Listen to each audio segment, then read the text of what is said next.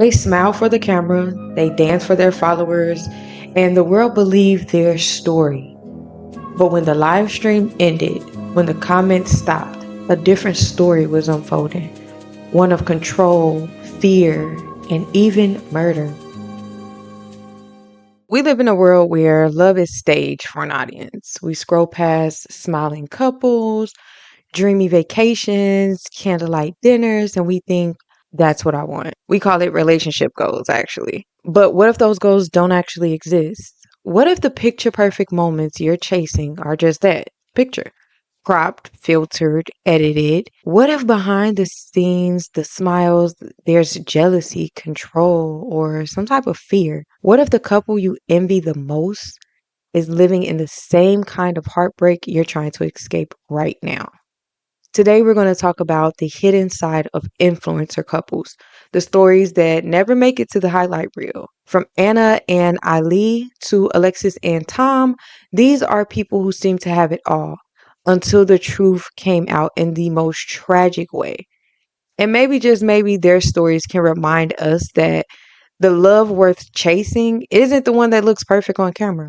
It's the one that feels safe when no one is watching. Welcome to Muted Mirrors. I'm your host, Bree, for the night, and I really want to dive right in. This episode is definitely going to give us a reminder of why it's very dangerous to try and chase or glamorize these social media relationships. I don't want to take up too much of your time tonight, so we're going to just do a brief overview of each case, okay?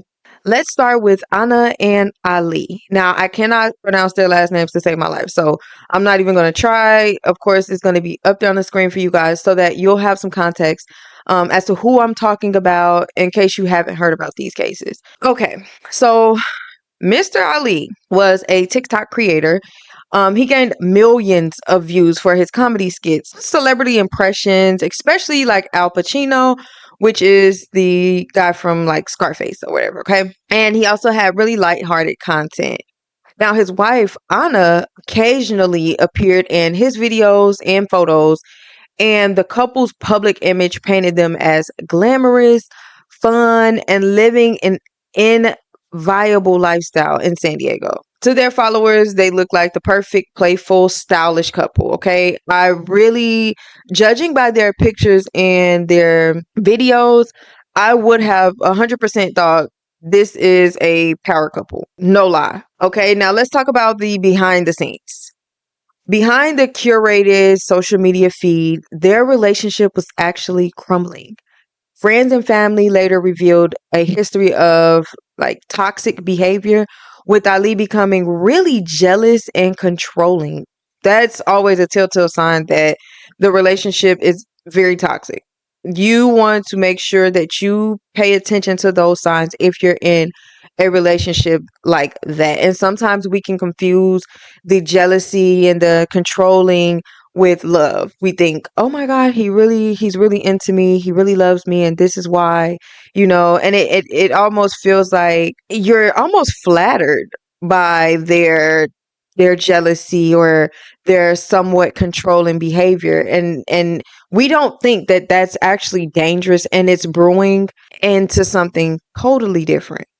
Now, reports suggest verbal abuse, accusations of cheating, and an extreme possessiveness. Just hearing about this story makes me really, really sad for Anna. Just by looking at the videos, the way that she smiled, and different things like that, I'm pretty sure she really had a bright, bright personality. And that smile that she had was enough to make you smile. But Ali's insecurities escalated to obsessive surveillance, like going as far as installing a listening device in their apartment to monitor Anna's conversations after she asked him to move out. Crazy, right? Exactly. So on October the 21st, 2021, after overhearing Anna speaking with another man through this listening app, Ali returned to their apartment and fatally shot both Anna and her friend, which is Mr. Rayburn. The shocking crime shattered the image of the happy influencer couple immediately. And it also sparked conversations about the hidden realities behind social media fame. Ali definitely, of course, was arrested the same day, thank God, later confessing to the killings. He actually confessed. The aftermath left followers stunned, you guys. Many were struggling to reconcile the upbeat, funny persona they saw online with the darkness that had been unfolding in private. Fans could not believe it. It was a shock because what they seen and what was reality was totally different. I do want to say rest in peace to Miss Anna. She was so beautiful, and I pray that her family is learning how to cope with her death. Even though the death was in 2021, I'm pretty sure it is very painful just to even think about. Let's go ahead and move on to Miss Alexis. So Alexis was a 26-year-old influencer. She was based in Houston, known for her wellness and lifestyle content on Instagram and TikTok. She built her following through health conscious posts related to beauty products, self-care, and a polished aspirational lifestyle. Her content was amazing, top tier. Her husband, Mr. Thomas, also known as Tom, he also maintained a visible presence in her online stories and posts, portraying an image of a happy, well adjusted couple. There appeared to be a harmony, a mutual admiration in their public facing content. 100%. If you haven't heard about Miss Alexis and Tom, if you were to check out some of their videos that's floating around online, you would see exactly why this couple was admired by their fans. Now, let's talk about behind the scenes. Despite the carefully curated feeds, friends noted that Alexis was clearly afraid of someone, especially during a 2020 trip to Marfa, suggesting the unease that was seen by her followers. Her followers did notice this. Now, the thing about having followers is they pay attention and they learn your habits, your facial expressions, and sometimes they're able to pick out when you're not okay. And I love that for her because her followers loved her enough to pay attention to her. They loved her enough to notice when something was wrong, even through the screen. Now, this fear and tension hinted at trouble beneath the surface. Though specifics of conflict or abuse weren't publicly confirmed prior to her disappearance, her fans knew something wasn't right. Now, Alexis was last seen on November the 27th, 2020, and was found deceased the next day. She was strangled and left near her Houston home with no obvious attempt to hide her body at all. Just left out in the open. Didn't just disposed of. I hate that for her so bad because no woman on this earth deserves to be left out like nothing. That's insane to me. Now, her husband, Tom, cooperated initially with authorities, but after police prepared to issue an arrest warrant, he took his own life on October 5th, 2021, before they could detain him. That makes me so mad. Oh, that just aggravates me so bad. The devastating sequence left her fans and followers, of course, shocked, revealing how social media can mask warning signs and even hide tragedy until it's too freaking late. I was so pissed when I heard this story. I just couldn't even believe it. Like, what do you mean he took his oh no. He deserved to rot in jail for what he did. Literally in freaking insane. Now, what these stories can teach us is social media is a highlight reel. It's not the full story, you guys. We cannot chase after things that may not even exist. The lifestyle that you're chasing, the lifestyle that you really you're wanting really bad, that seems to keep running away from you, may not exist in real life. Anna and Ali's followers saw laughter, love, luxury. Alexis and Tom's followers saw romance and wellness. But behind closed doors, both relationships were full of control, fear, and unresolved issues. We cannot keep glamorizing other people's lives. We literally see what they allow us to see. Some influencers, they stick to their job. Their job is to influence. Their job is to make people want the life that they have, make people want the things that they have, make people buy things, shop. That's their job. And it's not to say that influencers are wrong. It's actually to say that influencers are really strong people because behind closed doors, no matter what they're going through, they're able to get online and smile for the camera anyway. And they're smiling through pain. They're smiling through tears. They could have just cried themselves to sleep last night and now they're up smiling for the camera for their fans. And that takes a lot. Chasing a picture perfect image can trap people in these toxic situations.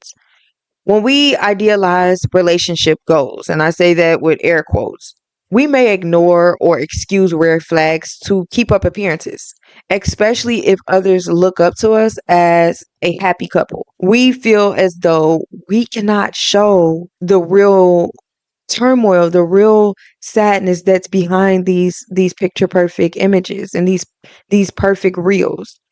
We are not allowed to show that. If you post online, if you have a social media, you may not feel comfortable with posting when you're sad. You may not feel comfortable with posting the scars that maybe someone else has left on your body. That's really sad for us because we're not able to be vulnerable online. People, they judge us and they will make scars even worse, you guys.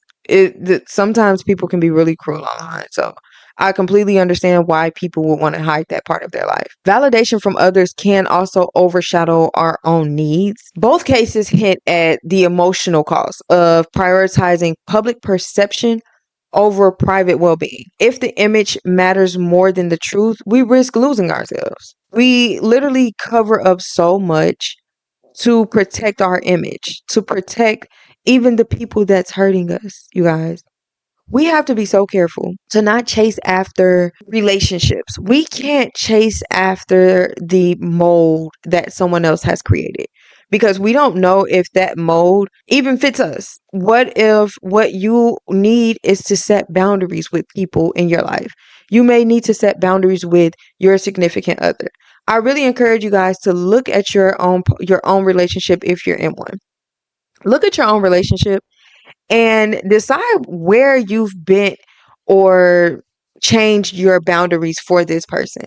If you don't allow people or you don't like it when people yell at you, are you allowing that in your relationship just to avoid conflict? If you are, that's something that you need to readjust. You need to make some adjustments there. You don't set boundaries based on what society says it's normal or it's okay. Couples argue, they fight. It's okay to yell at your husband. It's okay to yell at your wife. It's okay to yell at your girlfriend. It's okay to yell at your boyfriend. No, you set these standards for yourself. If that's not something you're okay with, you let that be known. No, I'm not okay with you yelling at me. No, I'm not okay with you being really aggressive with me. I'm not okay with that. Period. You set the boundary for you.